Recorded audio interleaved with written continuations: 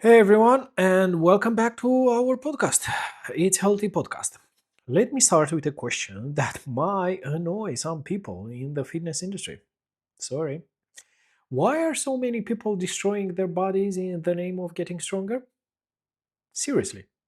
Why is why someone needs to load 140 kilograms on a barbell, shaking under the weight, doing one ugly rep with terrible form and calling that health? If you don't go to bodybuilding competitions, to all the strongest men, or whatever they call it, how can you call it health? That. Your legs were designed to carry you through life. They were built for walking thousands of steps, climbing stairs, running, squatting down, jumping, moving. Not for one dramatic lift that ends up on social media. And yet, modern gym culture has convinced people that strength equals numbers. More plates, more weight, more ego. And if the number on the bar doesn't go up, people feel like they're failing. That mindset is destroying a lot of bodies, and especially our youth.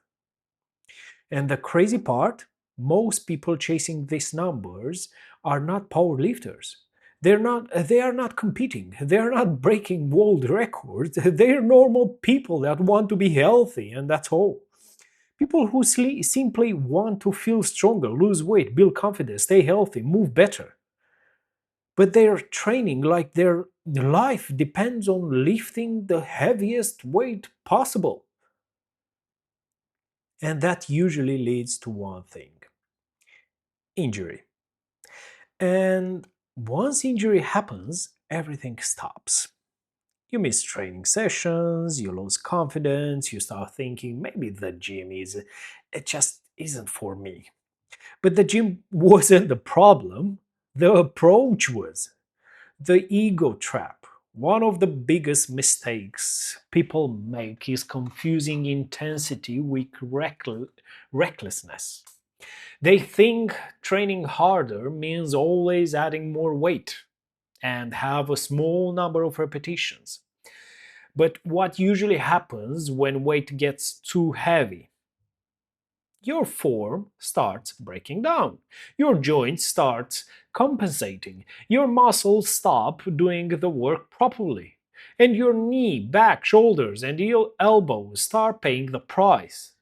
That's not intelligent training, that's stupidity. That's gambling. And eventually your body collects the bill. You'll not feel it now. You'll feel it in 2, 3, 5 years, but you will feel it at some point. What actually builds long-term strength? Real strength comes from consistency. And consistency only happens when you can train without constantly getting hurt. Because when your shoulder hurts, or your knee hurts, or your back hurts, you start avoiding the exercises. That means your training should challenge your muscles, not your joints, without unnecessarily destroying your joints.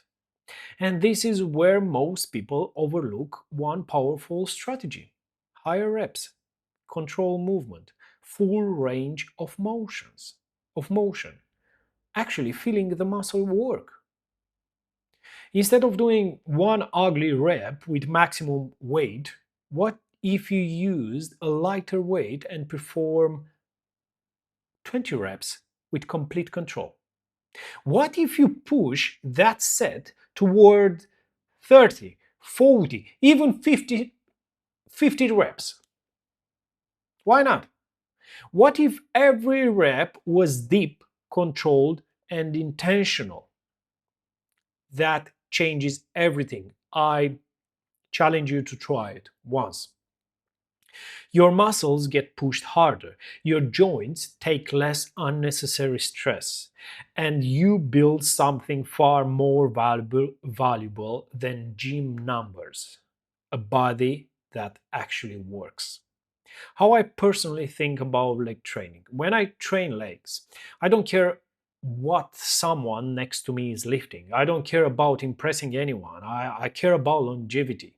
I care about walking well at 60, running well at 70, maybe, being physically capable for life. So instead of chasing ridiculous numbers, choose a weight you can control.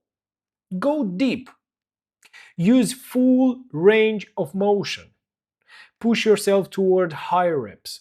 If you need to pause for a few seconds and continue, that's fine. Finish the work.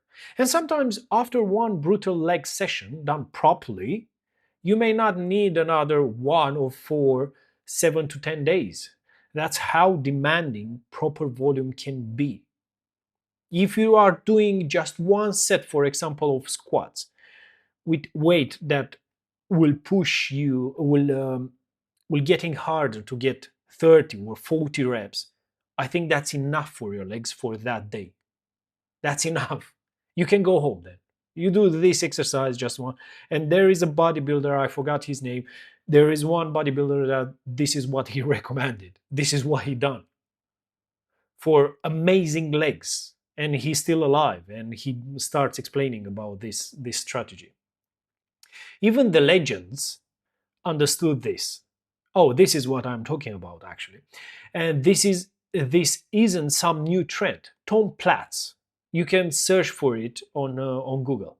One of the most legendary leg builders in bodybuilding history became famous for brutal high rep leg training.